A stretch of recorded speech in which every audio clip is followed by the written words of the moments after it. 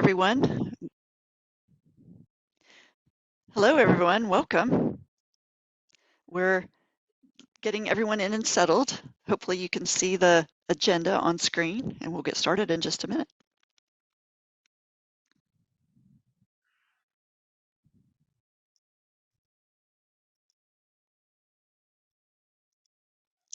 All right. I think we've got everyone in from the waiting room. Hello again. I'm Catherine Marker, and I'm from the State Education Assistance Authority, which is a long name for a state agency that has as its mission helping North Carolina pay for college. So we're here with some colleagues to talk to you about FAFSA and RDS, the Residency Determination Service, because these are two important ways to pay for college. So there's a lot of material today, interesting, and hopefully all the facts, all the steps you need to take. Along the way, put your questions in the chat. We've got several folks who are available to answer those questions, so put your questions in the chat. And at the end, we may also address some of those questions that are going to benefit everyone. We will address those out loud, and you can even unmute at the end, and we could talk a little bit about any follow-up questions with everything that we're talking about. So, as you can see, we're going to quick hit on what's going on with Countdown to College. October is Countdown to College in North Carolina. Talk about the FAFSA, talk about the Residency Determination Service, RDS, and we also will talk a little bit about Spanish services. So there's some unique services that are offered, and some of you may be interested in knowing a little bit more specifically about Spanish services. So I'm going to go off camera and concentrate on the slides, and then we will get started. So here we are with the agenda, as I said. And first, a countdown to college basics. So October is Countdown to College month, and the entire month of October is devoted to helping students plan, apply, and pay for college, helping them with 3 specific steps, and that is FAFSA, RDS, and applications. We're in week 2. It's an important one, FAFSA and RDS, but I hope you'll look ahead and find these other events and register to get the full picture of everything you need to get ready for college. Okay. If you go to CFNC and just search for Countdown to College, you'll find it. There's also CFNC events, so there's a couple ways to easily get there. So College Application Week is a well-known time in the month of October. This year, it's October 17th through the 21st. And this week offers students a chance to apply to many of North Carolina's colleges free of charge. So some colleges that would normally have an application fee of $45 or $55 or $65 or $70 will not charge those fees for applications through CFNC during this week, October 17th through 21st. So you may want to plan ahead.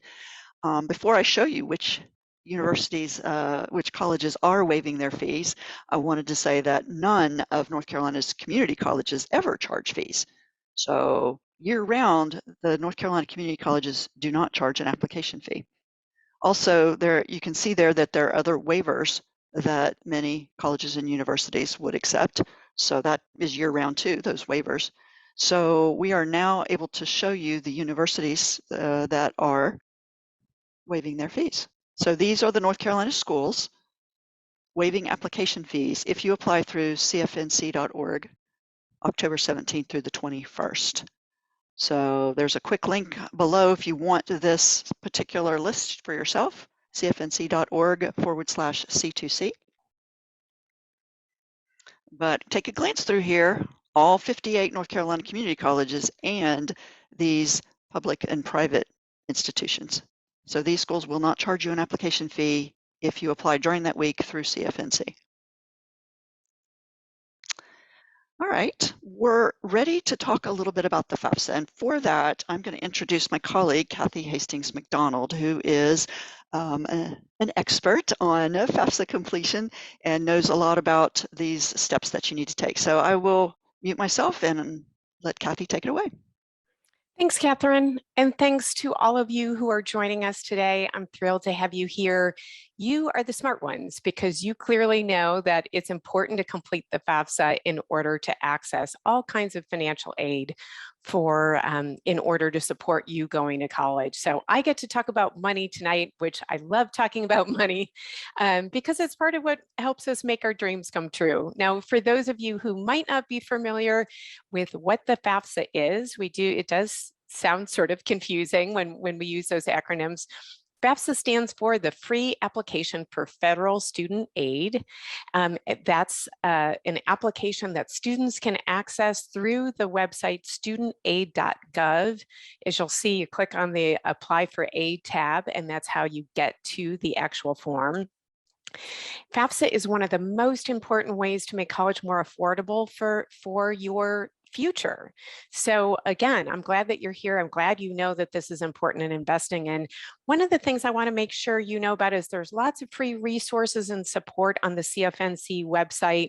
If you go to the pay section and then click on the tile for FAFSA assistance, there's all kinds of support there. So we're gonna touch on the highlights tonight, but we only have about an hour, and so definitely if you have more detailed questions, know that there's more help and resources available. The other thing I want to make sure you know that paying for college starts with FAFSA, but there's more to financial aid than just the FAFSA. So CFNC offers all kinds of help with those other forms of financial aid too. Again, you'll find those under the pay section of the CFNC website. Now, here's why this matters. Because education pays. And the US Bureau of Labor Statistics puts out this chart every year. And essentially what they find time and time again, whether it's a good economy or a bad economy, on average, the more you learn, the more you earn. That's what you see on the left side, those bars, the blue bars. You'll see at each higher education level, you earn more money on average. But one of the things that people often don't recognize or talk about is that those with more education are also far less likely to become unemployed or remain so. Students who continue their education not only earn more over their working lives, but they build economic resiliency so that you can take care of your families in good times and bad. Many of us saw this play out with the pandemic recession, where parents and aunts and uncles and siblings got laid off because the economy contracted and a whole bunch of jobs got eliminated really quickly. And unfortunately, many times the jobs that get eliminated are low wage jobs, which is why, again, we're thrilled that you're thinking about your future, you're thinking about the education beyond high school that you want to earn, and the steps you're going to need to take to get there, of which FAFSA is one of those critical first steps.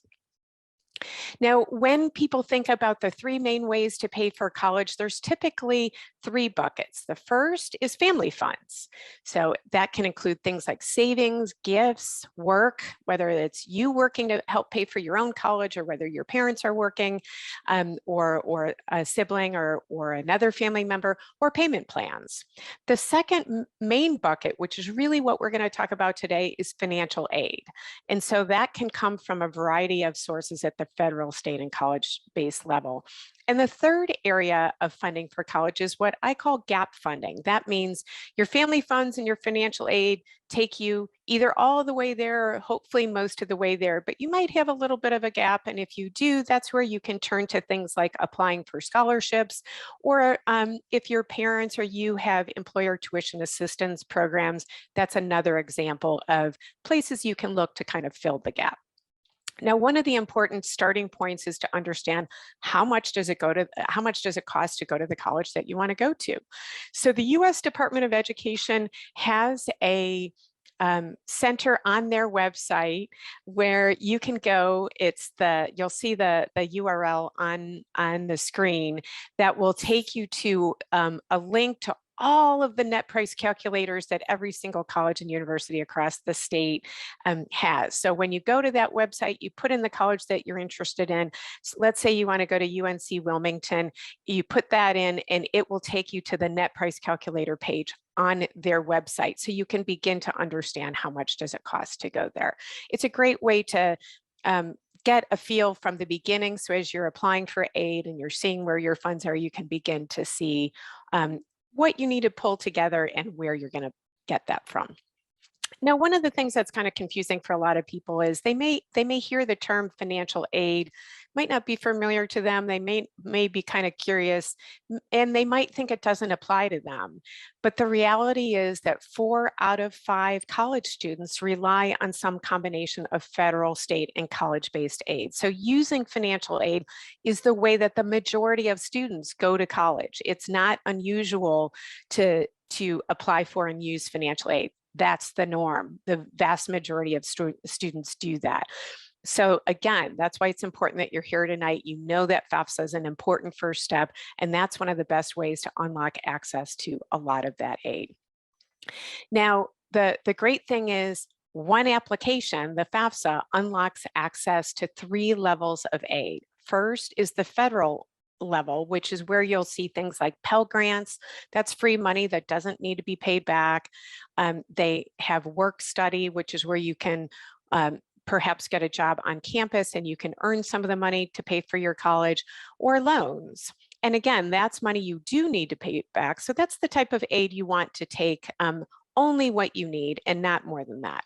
And then the second level is state aid. So that's North Carolina offers scholarships to students who want to go to college. And again, completing the FAFSA helps get you access to your state scholarship opportunities as well. And finally, colleges themselves raise money for scholarships for their students. So very often, if it's need-based aid, your FAFSA will also help you earn access to some of that scholarship dollars at your individual institutions. Now, as we think about the FAFSA completion for this next school year, the 23-24 FAFSA, the senior class, which is many of you, you're the class of 2023. This is going to get a little confusing. Hopefully I can help keep it straight for you. You're going to be completing the 2023-2024 FAFSA because that's when you're going to college. Okay, so you're class of 2023, but you're going to be completing the FAFSA for the next year. But you're going to use last year, the 2021 tax return. So you're going a little bit back and a little bit forward, and there you are in the middle trying to prepare for college by completing the right FAFSA form. Now, I just want to make sure, I know there might be some parents out there listening, and too, adults can use the same form. So you complete the FAFSA, and anyone in the family who has education goals that they want to realize, whether that's students, parents, or both, you both can go to college or go pursue your education beyond high school by completing that one FAFSA form. The FAFSA is also your, as I said, is also your application for North Carolina financial aid. So one form unlocks access to lots of different sources. One of the things to keep in mind is you never have to pay to get help completing the FAFSA. It's free. There's free support at your school. In many cases, a lot of times they'll have FAFSA completion events where volunteers will be there to help. You can go talk to a financial aid administrator at a local college or university. You don't have to be going there to get assistance there. And there's also support from the federal government. We'll share some of those resources with you in a minute. So just know that completing the FAFSA, you don't have to pay anyone to help you do that. It's free. Finally, once you complete the FAFSA, you're going to get an email confirmation that confirms your FAFSA was submitted. You're also going to receive what's called a student aid report, or a SAR for short, which provides some basic information about your eligibility, financial aid you're likely to qualify for, and it might answer some questions on the FAFSA that might be a little confusing. So one of the things that we get asked a lot, particularly because of COVID, is what if my situation's changed? So you're going to be, you and your family are going to be using your tax returns from 2021. So it's going to be representing your income from that year, but it may not reflect your family's current situation. And that does happen. For instance, if a parent gets laid off, if your parents might be recently divorced, or if one of your parents recently dies, that can significantly change the financial outlook for your family. that's when it's time to reach out to the financial aid department of the college you intend to go to. They can take a look at your situation and use what's called professional judgment. So they can determine if there needs to be a change in the aid package they're putting together for you. So I'll give you an example. I was working with a student a few years ago. Her father had recently died, so they were using the tax return from the prior year when he had a business, his business was doing well, and the following year he was gone. And so she was able to go to her financial aid department. They could verify that he had indeed passed away. And so they were able to adjust her financial aid package up. She was able to get more money in terms of grants and scholarships to support her in pursuing her education dream. So you're going to use the 2021 tax return, but just know that if your family situation has changed significantly, you can follow up with the financial aid department to potentially change your aid package. Now, one of the first steps in completing a FAFSA is creating an FSA ID, and you need to do that before you complete your FAFSA. Many times the FSA ID can occur right away, but because this time of year tends to be a busy time of year, sometimes it may take a couple of days, maybe even up to a week for it to go through. So you don't want to wait until you're ready to complete the FAFSA, because sometimes that FSA will take a little bit of time to process. Here's the important things you need to know in creating an FSA ID. You must have a Social Security number to create one. If your parent does not have one, you can't create the ID. Students and parents will each need to create an FSA ID here. You're gonna use two different emails. You can't have the same email. They need to be two separate ones because you're each gonna be entering information about your financial situation separately. And you want to make sure you're using an email address that you're going to check. What we see time and time again with students is they fill out the FAFSA, they have their email address in there, but they're more a texter. They don't really check their emails very often. But when it comes to financial aid, you actually do, because that's where the information is going to go. That's when you're going to be notified that your FAFSA was complete. That's where you're going to get your SAR, your student aid report. The other important thing to know is you want to make sure that you use, you pick a name that kind of projects a professional identity for you.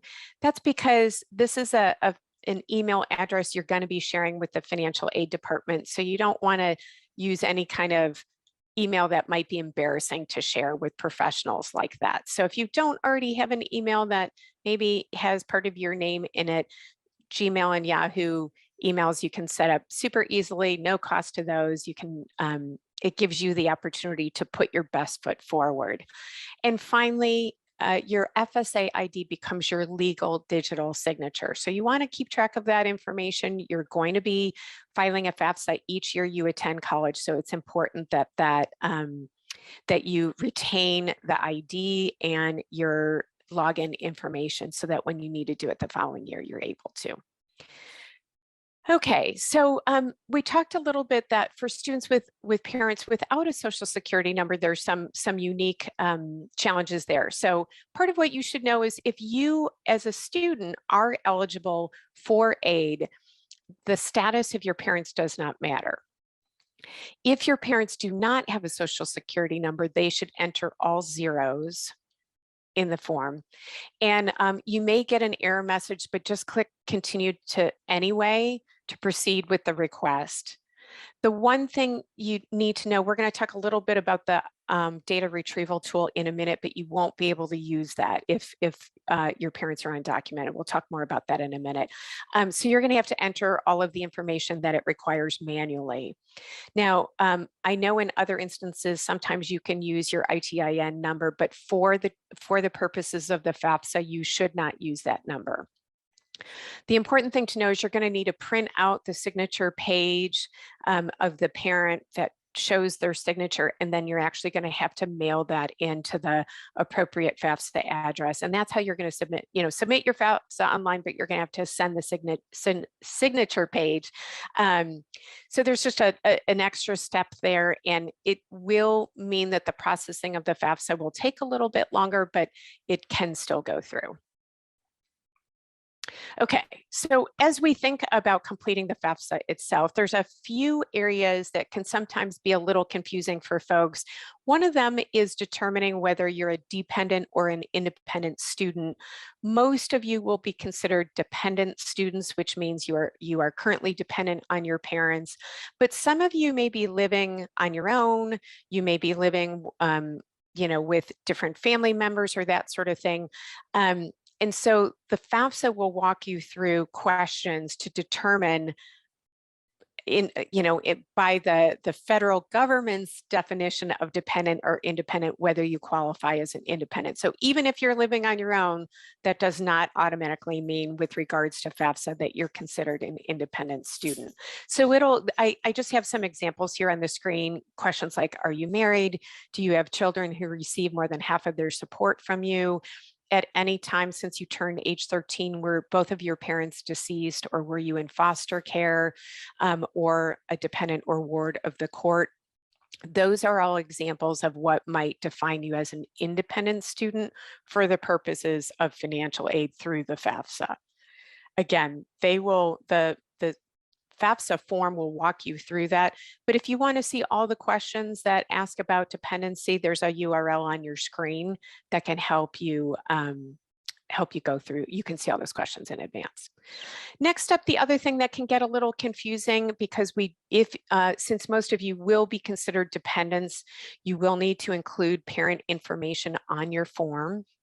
This little graphic on the screen will share with you a little bit about, again, kind of how you determine which parent. If both your parents are married, if your parents are alive and married to each other, you'll include both of their information. But when you start getting into, are they living together? Are they separated? Do you live with one more than the other? Are there step parents involved? That's where it'll get a little bit more complicated. And so you'll want to go through the form to identify which parent should be included in your form. This chart is in, we're going to drop the URL for that chart in the chat, or so that you all can see it, and you can go straight to that to get an idea of how you should be answering the form. One of the pieces that gets confusing about that is when we think about a legal parent in terms of what FAFSA means, they're including biological parents, an adoptive parent, or a person that the state has determined to be your parent, such as somebody who's named on your birth certificate. But if you happen to be living with grandparents, foster parents, guardians, older brothers and sisters, widowed step parents, aunts and uncles, etc., if they have not legally adopted you, they're technically not your parent for the purposes of completing a FAFSA. So I know that's a little confusing, but the FAFSA is governed by policies that we have to follow. And that's, again, that's where you might need some help figuring that out from one of the resources we'll talk about in a minute. Okay, so the IRS data retrieval tool is an electronic tool that can pull information directly from your digital tax return. It's the best way to ensure you avoid mistakes. So wherever possible, I encourage you to use it. There are some instances where you can't, but as you're filling out the form, it will pop up when you get to that section of the FAFSA. It'll prompt you and let you know that it'll ask you whether you want to use the IRS data retrieval tool. And when you do use it, you'll actually be exiting the FAFSA so it can go retrieve that information and bring you back. It is the best way to complete it, because sometimes tax returns can be confusing too, and it'll know which are the right fields on your tax return to go pull into your FAFSA. Again, there are some exceptions to those who can use the DRT tool. Those who are parents who are married filing separately, someone who's head of household, if they've reported that they are married on the FAFSA, that will kind of make it error out. And again, if parents are undocumented, as we mentioned earlier.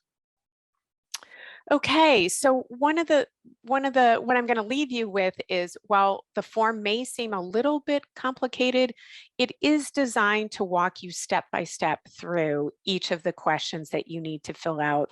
If you have all the forms and information like prior tax returns and things in front of you, it typically only takes about 20 to 30 minutes to complete it, but there is lots of help available. So particularly on the CFNC website, there's video resources, there's live chats, there's phone or email assistance. So again, if you go to the pay section and then go into FAFSA assistance, you'll see some of those resources there. You can also reach out to a financial aid officer at a campus near you. It does not have to be the college you're planning to apply to.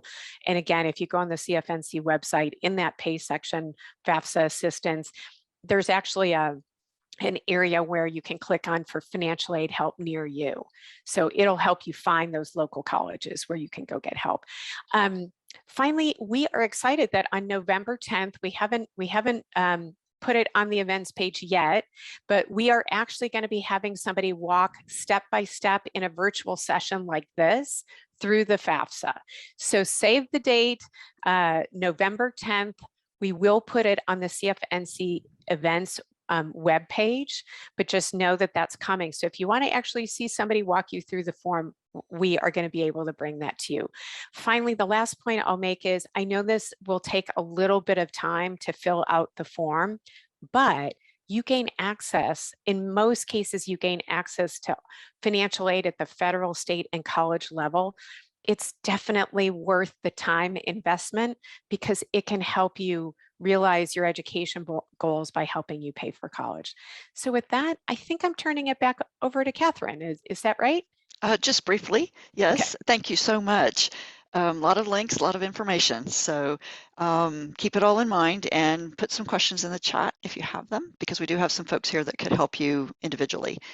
But next up is residency, and I will turn it over to April from CFNC. Thank you. Thank you so much, Catherine. And thank you all again so much for joining. I'm April Query. I'm the Assistant Vice President of College Access and Community Outreach with College Foundation. And I'm going to talk for just a few minutes about residency. And just kind of FYI, the reason that we talk about Residency Determination Service, or RDS, at the same time as the FAFSA form is that both involve parent information. And so a lot of times we recommend everyone to do them, around the same time. Make sure you have your parents there. So let's talk about the kind of like the who, what, where, when, and why. So who completes RDS? We call it an RDS interview. It's sort of like a virtual application process that you'll go through. Pretty much everyone needs to complete RDS. When you all go to complete your college applications, what you will find is that every community college in North Carolina will require you to have completed RDS before you submit that application. Every other college in North Carolina will require it as part of the application process, even if it's not required to be done before you submit an application. So when you complete RDS, if you have not done it yet, when you're done, you will get something called an RCN, Residency Certification Number, RCN. It's kind of just this long number. And that's the number that you would use to put on those college applications, okay? And RDS basically is just you answering questions to show if you are an in-state resident for admissions purposes. For North Carolina, it is based on North Carolina state law. So it's just kind of the process is what it is with having to complete it. But pretty much everyone is going to have to go through it. If you start college and just, work your way through and don't transfer or anything like that, you will only have to complete RDS one time, okay? So like I said, what is RDS? It's a statewide process to help you apply for in-state residency. And then if you are an in-state resident for tuition purposes, you might also then be eligible for state grants depending on your income information and completing that FAFSA form, which we've talked about. So where do you go to complete RDS? You're going to go to ncresidency.org. Okay, you can also get to it off from the CFNC.org website, and you're going to use your CFNC username and password to get you into the website. Okay, so you don't need a different login, the same login. So hopefully that helps a little bit. I know as seniors, you all have so many logins to things. When do you complete RDS? If you are a senior, I would recommend doing it now. That's what we have all of this programming and push for during the month of October, because as Catherine stated earlier, with Countdown to College, we're trying to make sure that we're providing you all with information and an avenue to ask your questions as they relate to residency and FAFSA form and your applications, which the application piece will come next week. So if you're a high school senior, I would recommend getting it done now. If we have any juniors on, wait to do it. Your RDS, once you've finished it and got that RCN number, it's only good for so long, kind of before using it. It almost becomes like inactive if you don't use it on application. So if we have any juniors that are on, wait and do it until you start senior year. Okay. So like I said before, it's very important to complete it. You need to be domiciled, which means you just have to live and show residency in North Carolina for at least 12 months. And that's North Carolina state law. And RDS is extremely important. So that's one thing that I'm not sure that our students are kind of getting that message across the state, is the important piece of RDS. It is extremely important, because if any of you have looked, there is a big difference between in-state tuition and out-of-state tuition. And it affects the financial aid also, right? If you're getting so much aid, it goes a lot further when you are making sure that you are completing RDS accurately and making sure you get that in-state tuition if you are eligible for it. So it is important to complete RDS. And it is important for parents, as I mentioned. Parents need to be involved in this process. It is based on where the parents live. Okay, so we can move on to the next slide, Catherine. Thank you. So a few RDS tips. So number one is make sure that parents and students are completing it together. And I just saw a question come through in the chat. Sorry, I'm kind of catching some of them. Do you have to do RDS every year? Nope, you should only do RDS one time. Now, if you switch colleges, you will have to complete RDS again. But if you are starting at an institution and you're staying there until you graduate, you will only have to do RDS one time. Okay. Take your time with RDS. That's the biggest tip I think we can all give for our students, is take your time and then answer all of the questions. So sometimes students just rush through and click on things. Oh, I'm not sure what my social is. Let me just plug in a number here.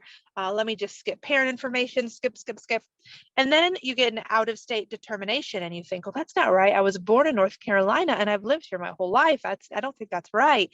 And we'll talk about that in just a minute. But the easiest thing that you can do for yourself is to actually take your time and complete all of it. So in this table here, you can see that our community colleges, you need to provide an RCN on that admissions application. So it is required, no matter your status, in state or out of state, before you hit submit. It is one of the required fields on the community college applications. For our four-year public institutions, so our UNCs, that can kind of vary with when they need it as part of the enrollment process. But it is an important piece. And the same goes for the private and independent institutions. It's still part of that financial aid process. So if you know, you may not know, the private and independent institutions don't have in-state, out-of-state. They have one price, but you still need to complete RDS for the financial aid side to see if you're eligible for any North Carolina state grants, because students are eligible for those. There's different ones depending on what type of institution you attend. So very important. Okay, so initial consideration. So that is, when we say initial consideration, we mean that's like your initial application. So when you first fill out RDS. RDS has skip logic. So if you all have ever done some sort of online interview or online application process or something, where what question you see depends on how you answered the last question. So, you know, it's almost like a maze or like a family tree. You know, you drop down, and then depending on how you answer that question depends on what you see next. So you may complete RDS, and then you may talk to your friend the next day and say, yeah, do you remember that one question? And they might say, I didn't see that question. So it just depends kind of how you answer one question to what you see next. Okay. So when you're done, just like I mentioned earlier, you will get a residency certification number, RCN. That's where the arrow is pointing to. It's a nice long number, right? And that's the number that you will put on those applications and give to those institutions in North Carolina that you are applying to. Okay, so when you get your final consideration, that consideration is downloaded by college campuses, really for those state grant programs. So it's really important as it relates to financial aid. And you can log back into ncresidency.org, again, with your CFNC username and password at any time to see your RCN, review information, submit documents, which we'll talk about in just a minute, reconsideration, all of that stuff. So you just log back in. If you think, gosh, where did I put that RCN number? Just log back in to ncresidency.org and you can get it. You can get it again.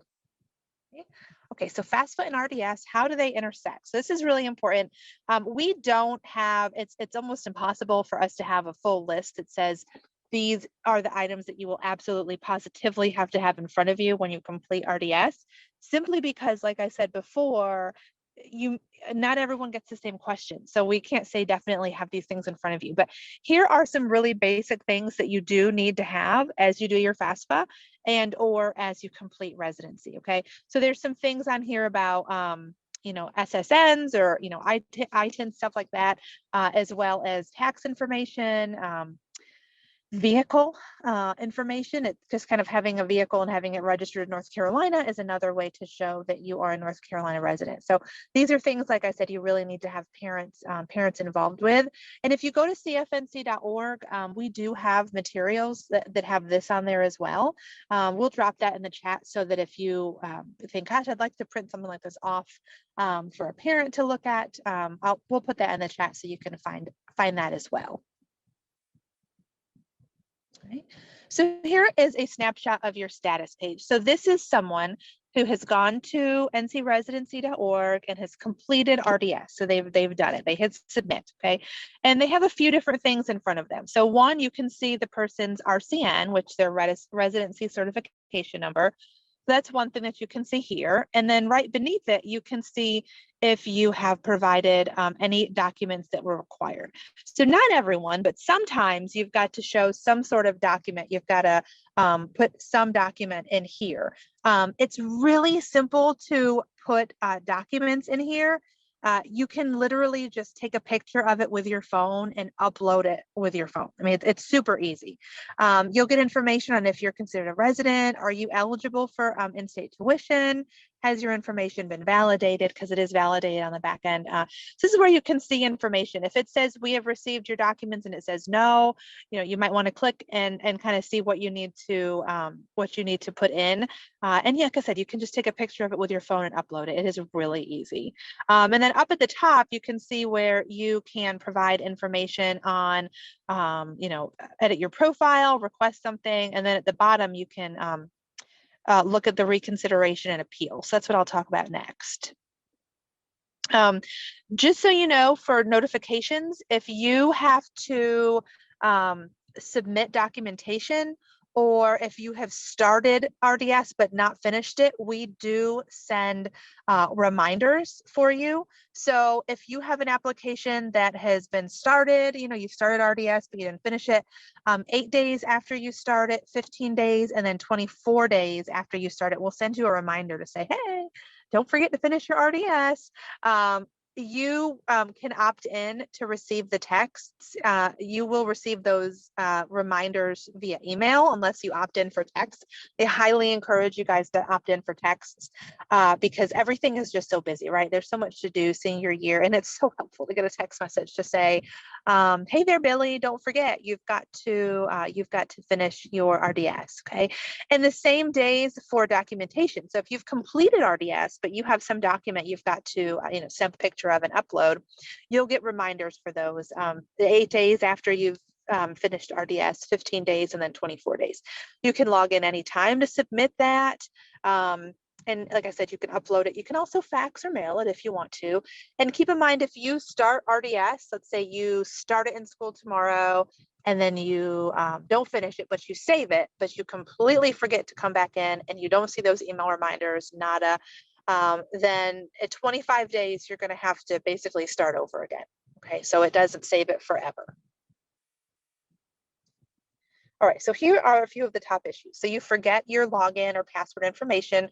Remember that it is the same as your CFNC. I highly encourage you to hang on to your login, especially next week if you're working on college applications and you have some saved and you're going to come back into it, you have got to remember your login there. So make sure you plug in the correct information. Again, take your time. Don't just skip things along so you can move on to the next one. And you've got to make sure that you are providing any information on there that you need. Again, it's a really important part of the process. And we can go to the next slide. There we go. So this is my last slide for assistance. I do want to mention reconsideration. So on a few slides, you've seen the word reconsideration and you've seen the word appeal. Now, Juanes may talk about the appeal portion as it relates to maybe DACA, undocumented students. I'll mention too about reconsideration. So if you, and this has happened before, I've sat with a student and they're completing RDS, answering questions, and then they look at, so I was sitting with someone doing this and then I was helping a different student for maybe 2 minutes and I turned back around and they'd already clicked something wrong. They hit submit, they already finished it and they got out of state. So it was incorrect. They lived here, they had lived in Brunswick County their whole life. So a reconsideration is kind of like a do-over. So you're just starting from scratch again. You can only do so many of those, but you don't want to do a bunch of them. And then the appeal process would be if you feel like your information is incorrect. Remember that RDS is a computer system that you're going through. It's a tool. An appeal gets you to a live person, okay? In Raleigh at CFI. So if you need some assistance there, there's assistance and there's lots of information here for you in English and in Spanish. So that's all. If you have any questions about RDS, please send it over in the chat and I will pass it back over to Catherine. Thank you. Hey, sure, thanks. So we have some specific information from Spanish Services that's good for a wide range of students. So even if you don't speak Spanish, hang in, because you are going to find this helpful. So I will turn it over to Juanes and let him speak about these next few slides, just a few. Muchas gracias, Kathy. Muchas gracias a todos los que están aquí con nosotros el día de hoy. Tengo una presentación muy corta para que nos aseguremos que esas personas que están aquí, que hablan español, puedan recibir la misma información. Hoy estamos en la semana 2 de la convocatoria estatal para ir a la universidad. Esta semana nos estamos dedicando al FAFSA y la determinación de residencia. La próxima semana nos vamos a dedicar a la semana de solicitud de ingreso a la universidad y el propósito es de que cada estudiante pueda enviar al menos una solicitud de admisión a la universidad. La semana de la solicitud es del 17 al 21 de octubre y recomendamos a los estudiantes comenzar a prepararse para ese evento. Pueden registrarse en otros eventos que tenemos en cfnc.org/events, el cual incluye el evento del día de hoy, como se registraron. Y bueno, estábamos mencionando que la semana de solicitud universitaria se llevará a cabo la próxima semana. Los colegios comunitarios nunca tienen costos asociados con la solicitud. Y también recuerden que enviar sus solicitudes por CFNC no es la única forma que hay. Hay varias formas para enviar esas solicitudes. Sin embargo, para recibir el beneficio de la semana de no cobro, tienen que enviar su solicitud por nuestra página web CFNC. Estas son algunas de las instituciones que han decidido no cobrar esos costos. Y bueno, vamos a empezar entonces rápidamente a hacer un resumen de lo que mis compañeros han hablado de hoy. El primero es la solicitud gratuita de asistencia económica para estudiantes, que se conoce como el FAFSA. Esta es una solicitud gratuita que es diseñada para ayudar a las instituciones a entender el panorama financiero de la familia y determinar qué tipo de asistencia económica se le puede ofrecer. Para comenzar esta solicitud se comienza en studentaid.gov o fafsa.gov. Hay algunos requisitos básicos que los cuales nos ayudan a saber quiénes son elegibles para poder llenar esta forma. La persona que esté llenando esta forma tiene que tener un estatus migratorio que se pueda recibir fondos oficiales, por ejemplo, un residente, ciudadano o un inmigrante con un estatus elegible. El estudiante debe registrarse al menos medio tiempo y tiene que estar inscrito o se va a inscribir en un programa aprobado para recibir asistencia económica. ¿Cuándo se presenta esta solicitud? Esta solicitud se presenta el 1 de octubre de cada año que el estudiante necesite asistencia económica. Recomendamos chequear cuáles son esas fechas límites de cada institución. Y no se les olvide llenar esta solicitud lo más pronto posible. Después, los estudiantes de último grado califican, también los adultos también lo pueden completar. Para empezar a llenar esta forma se necesita una credencial FSA, el cual nos da la oportunidad de firmar este documento electrónicamente. El estudiante va a crear uno y si uno de sus padres tiene un número de seguro social, también pueden crearlo. El estudiante, cuando selecciona la solicitud, va a tener en sus pantallas dos opciones. Un estudiante que está en el último grado, un senior o un estudiante del grado 12, entonces va a empezar la solicitud 2023-2024. Cuando estamos en la solicitud, nos va a ayudar paso a paso a entender el proceso, agregar la información que vamos a necesitar. Vamos a necesitar información demográfica del estudiante. Vamos a poder escoger los diferentes colegios y universidades que queremos enviar esta información. Entonces, el FAFSA nos da hasta 10 instituciones que podemos agregar. También nos va a hacer preguntas si somos dependientes o independientes y estas preguntas, la mayoría de estudiantes que están en el grado 12 van a ser dependientes de sus padres a menos de que respondan una de estas preguntas sí.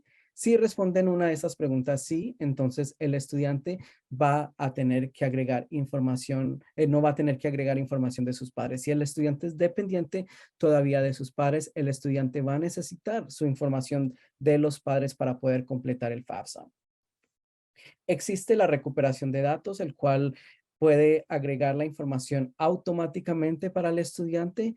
No todos los estudiantes son elegibles para esta recuperación de datos, pero es una forma de minimizar errores. Para estudiantes que tienen padres sin un número de seguro social, recordemos que el estatus de los padres no impacta negativamente a un estudiante. Sin embargo, la forma que llenamos el FAFSA correctamente es agregando ceros como número de seguro social. Si recibimos un error, está bien, no pasa nada. Y vamos a tener que imprimir la hoja de firma y enviarla al FAFSA. Esto es un poco diferente a las otras personas porque si podemos firmar la forma electrónicamente no tendríamos que hacer esto, pero como no podemos firmar esta forma electrónica, entonces tenemos que imprimirla y enviarla al FAFSA. Algunos errores comunes es no llenar la solicitud, no presentarla durante la fecha límite, ingresar la información correcta, no como sale en su documento de identidad, no firmar el FAFSA, son algunos errores comunes. Si necesita asistencia adicional, tenemos recursos en nuestra página web de CFNC. Tenemos videos, tenemos chat en vivo a través de FAFSA. Existe asistencia por correo electrónico. Existe también contactos de las diferentes oficinas de asistencia económica de cada universidad. Todos ellos pueden asistirle también. Y también vamos a tener un programa el 10 de noviembre donde vamos a explicar línea por línea los diferentes aspectos del FAFSA. La segunda es la determinación de residencia. Hablamos de la determinación de residencia porque nos ayuda a recibir dos cosas. Uno, una matrícula estatal, una matrícula más barata y segundo, subsidios estatales o becas del estado. Vamos de nuevo a utilizar la información de los padres sin importar su estatus migratorio. Sin embargo, el estatus del estudiante tiene que ser ciudadano, residente o un inmigrante con un estatus elegible que pueda recibir fondos. Vamos a completar esta determinación de residencia en nuestra página de CFNC o ncresidency.org y vamos a recibir un número de confirmación, lo cual llamamos RCN, para un estudiante que sea DACA, sin documentos o que tenga otro tipo de estatus que no le permita recibir asistencia económica del Estado. Para ellos su entrevista es un poco más comprimida. Hay una pregunta que les hacen si quieren recibir una matrícula de Carolina del Norte, y esos estudiantes en estos momentos no son elegibles para recibir una matrícula más barata. Entonces ellos reciben el número de terminación de residencia y su entrevista es más corta. Recordemos de nuevo que vamos a necesitar la información de los padres porque la mayoría de estudiantes no pueden reclamar residencia por sí mismos. Entonces se va a utilizar la información de los padres sin importar su estatus inmigratorio. Cuando el estudiante completa su determinación de residencia, automáticamente se le entrega una serie de características. Por ejemplo, si el estudiante califica para recibir una matrícula más barata y si es elegible para estas becas del Estado. Si una persona considera de que merece recibir esos beneficios, puede hacer entonces lo que se llama una reconsideración, diciendo o explicando la razón que tiene que ser reconsiderado, y después de 10 días el estudiante tiene la oportunidad de hacer una apelación donde uno dice no estoy de acuerdo y entonces apelas la decisión. Existe asistencia para estudiantes con la determinación de residencia. Hay un número también que pueden llamar. También hay información sobre un correo electrónico específicamente que va a nuestros colegas de la determinación de residencia. I'm going to stop here for the Spanish portion.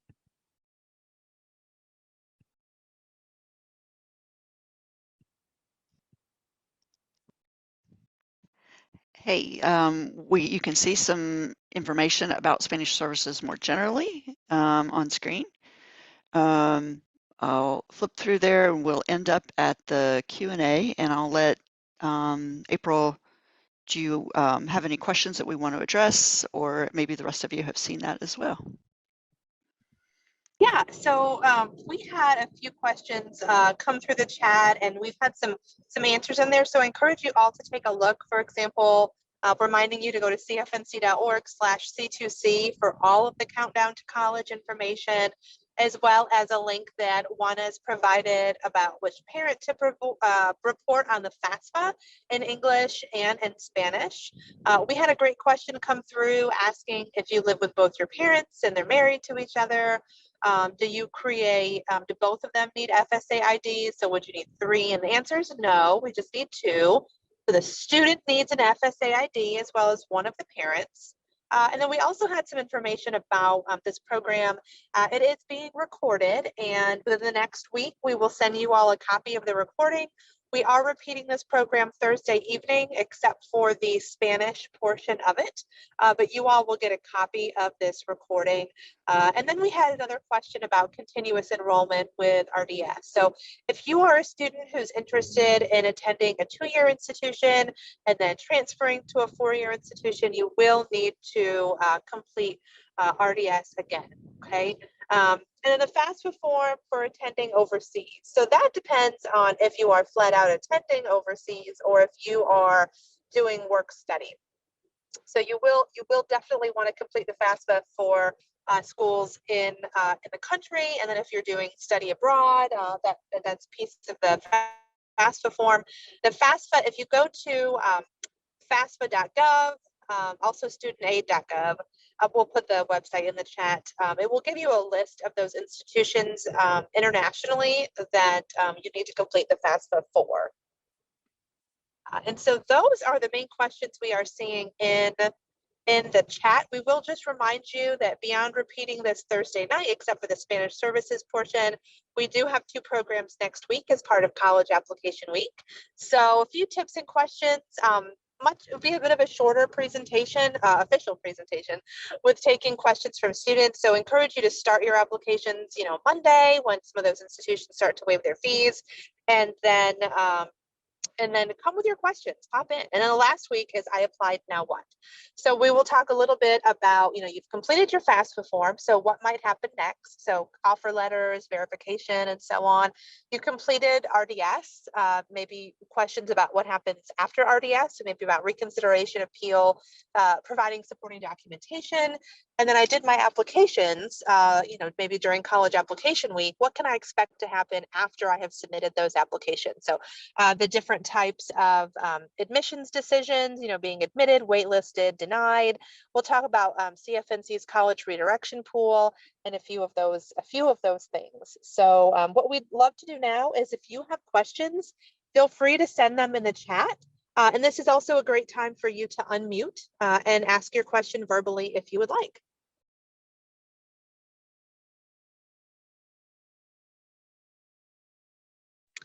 And once again, we do have a few more links that Kathy has placed in the chat to help you with those. I'll take a moment and see if Kathy or Catherine or Juana's had anything else they wanted to mention before we kind of let the line go quiet to see if folks want to unmute.